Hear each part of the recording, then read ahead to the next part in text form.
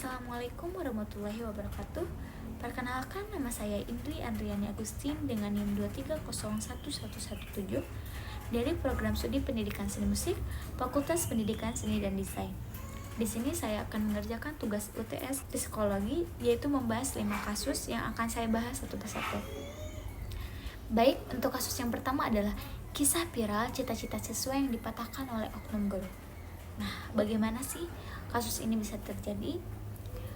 Kasus ini berawal dari Bambang yang bercerita bahwa hari itu merupakan hari dirinya memutuskan untuk membuat surat pengunduran diri bagi anaknya dari program profesi kedokteran di sebuah kampus. Namun, ternyata usai meraih gelar kedokteran, sang anak mengalami gangguan kejiwaan, yang mana ia harus dilarikan ke psikiater dan ia harus menjalani terapi.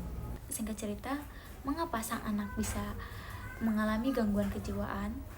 Ternyata ketika sudah dicari tahu, anak ini mempunyai trauma di masa lalu, yang mana dimulai dari bahwa anaknya ini dari umur 5 tahun sudah senang bernyanyi, bahkan ia sudah mengisi di beberapa acara, bahkan di beberapa tempat seperti di mall, hingga ia bisa menghasilkan uang sendiri. Namun ketika ia beranjak di kelas 8 SMP pada tahun 2010, pada saat itu anak Bambang dan teman-temannya ditanya oleh sang guru, hendak jadi apa ketika ia sudah dewasa. Pada saat itu anak Bambang ini menjawab, ia ingin menjadi seorang penyanyi. Mengejutkan, ternyata jawaban dari seorang guru ini seperti ini. Oh, cita-cita itu yang beneran, kayak teman-temanmu itu loh, masuk jadi penyanyi. Itu jawaban dari guru anak Bambang ini. Lalu mendengar kata dari guru tersebut, teman-teman Bambang ikut menertawakan apa yang sudah Bambang bicarakan. Lalu Bambang berbicara kembali bahwa ia ingin menjadi seorang dokter. Di sini ada beberapa faktor yang menyebabkan Bambang mengalami trauma di masa kecil. Setelah mendengar perkataan dari gurunya tersebut, Bambang mengurungkan niatnya dan cita-citanya menjadi seorang penyanyi, dan ia merubah cita-citanya menjadi seorang dokter. Disitulah awal permasalahan. Ia mengalami gangguan kejiwaan yang dimana dia tidak menjadi dirinya sendiri. Lalu apa pelajaran yang bisa kita dapat dari kasus ini? Bahwa kita tidak bisa menghendaki cita-cita seseorang. Sebagai seorang guru yang baik, hendaknya kita memotivasi dan mendukung apa yang murid kita cita-citakan. Dukungan kita sebagai guru yang baik sangat berarti bagi siswa, yang dimana ini sangat memotivasi dan memberikan semangat kepada siswa-siswa kita untuk meraih apa yang mereka inginkan. Sekarang kita masuk ke kasus yang kedua, yaitu kasus di mana Gubernur NTT Victor Bungtilo Laiskodat menerapkan kebijakan masuk sekolah pukul 5 pagi untuk tingkat SMA dan SMK. Kasus tersebut terjadi karena Kepala Dinas Pendidikan dan Kebudayaan NTT, Linus Lusi, menjelaskan alasan penerapan aturan masuk sekolah di NTT pukul 5 pagi. Aturan itu ternyata dalam rangka meningkatkan mutu kualitas siswa di NTT. Ia beranggapan tujuan dari kebijakan masuk sekolah jam 5 pagi ini untuk meningkatkan agar para murid semakin disiplin dalam belajar demi membangun sumber daya manusia yang layak di NTT. Kita bisa lihat dari penyebab kasus di atas. Kasus ini terjadi karena faktor Gubernur NTT yang beranggapan bahwa anak SMA harus dibiasakan bangun pukul 4, sehingga pukul 4.30 mereka sudah harus jalan ke sekolah, dan pukul 5 sudah harus di sekolah supaya apa? Ikut etos kerja. Solusi yang dapat kita lakukan adalah, jika ingin meningkatkan kualitas itu tidak hanya dengan cara meningkatkan kuantitas jam belajarnya, tapi dengan meningkatkan kualitas tenaga pengajar dengan pelatihan yang terbaik di zaman sekarang. Baik, kita masuk ke kasus yang ketiga, yaitu 2 remaja pelaku kelitih di Magelang masih pelajar SMK.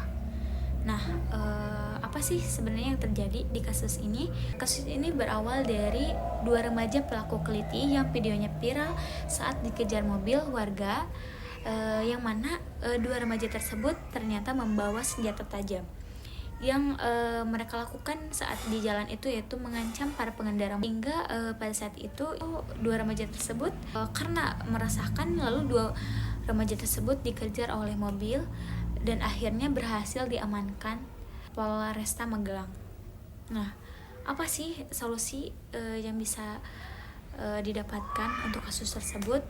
Karena dilihat dari 2 orang ini masih pelajar, yang mana mereka masih remaja dan masih dalam pengawasan orang tua, baiknya kita berarti keluarga yang di rumah, orang tua hendaknya lebih peduli lagi dan lebih ketat lagi dalam perhatikan anak-anaknya, dimana mungkin ketika sudah larut malam lebih dari jam 10 mereka tidak boleh keluar malam, sehingga solusi yang terbaik dalam kasus ini adalah balik lagi kepada lingkungan.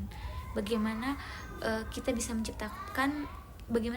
menciptakan lingkungan yang nyaman sehingga anak-anak bisa nyaman berada di rumah. Kita sebagai orang tua yang baik hendaknya meningkatkan kepedulian kita terhadap anak-anak kita supaya tidak terjadi hal-hal yang tidak diinginkan seperti kasus tersebut. Selanjutnya adalah kasus yang keempat, yaitu ChatGPT dan disrupsi peran guru.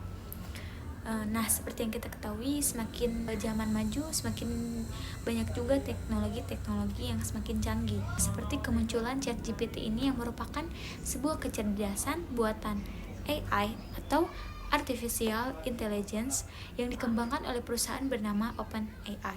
Beberapa orang menganggap bahwa ChatGPT dapat membantu mempercepat pekerjaan manusia di bidang olah data, membuat artikel, menyusun kode komputer sederhana, akunting, dan lain sebagainya.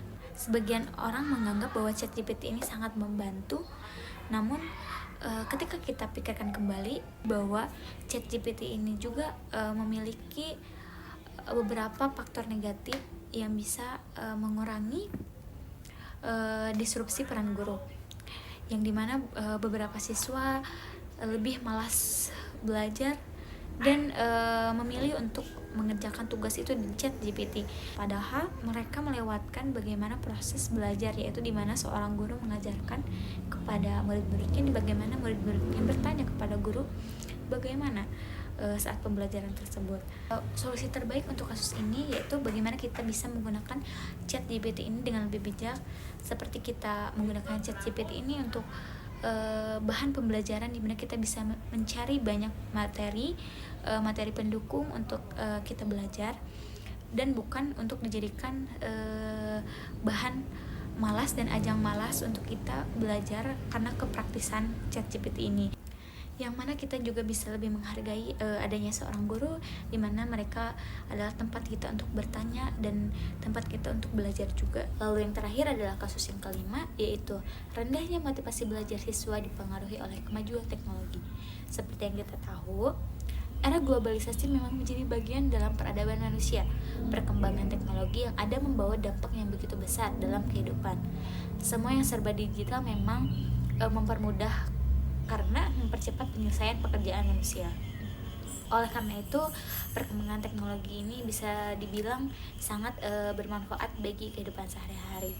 Dalam bidang pendidikan pun banyak sekali sekarang teknologi-teknologi yang membantu dan mempercepat jalannya proses pembelajaran. Seperti contoh dari kasus sebelumnya itu adanya ChatGPT, yang mana itu sangat membantu dalam proses pembelajaran. Kita bisa mencari referensi pembelajaran, kita bisa mencari tahu apa yang ingin kita tahu tentang pembelajaran. Namun tanpa kita sadari bahwa perkembangan teknologi ini juga memiliki pengaruh negatif yang dimana membuat diri manusia itu menjadi lebih malas. Seperti contohnya dalam hal pendidikan, menyambung dari kasus yang sebelumnya, adanya ChatGPT membuat seorang pelajar menjadi malas belajar dan malas mengeksplor diri apa yang mereka ingin tahu. Jadi apa ya solusi terbaik dalam kasus ini? Memang kita tidak bisa menutup diri bahwa perkembangan teknologi ini sangat membantu banyak dalam proses kehidupan ini. Namun alangkah baiknya kita lebih bijak dalam menggunakan kemajuan teknologi, perkembangan teknologi yang ada, dengan lebih bijak menggunakannya, seperti tadi menggunakan ChatGPT untuk proses pembelajaran, mencari referensi pembelajaran, tidak dipergunakan untuk buat tugas. Baik, cukup sekian tugas UTS saya. Mohon maaf apabila masih terdapat kesalahan. Wassalamualaikum warahmatullahi wabarakatuh.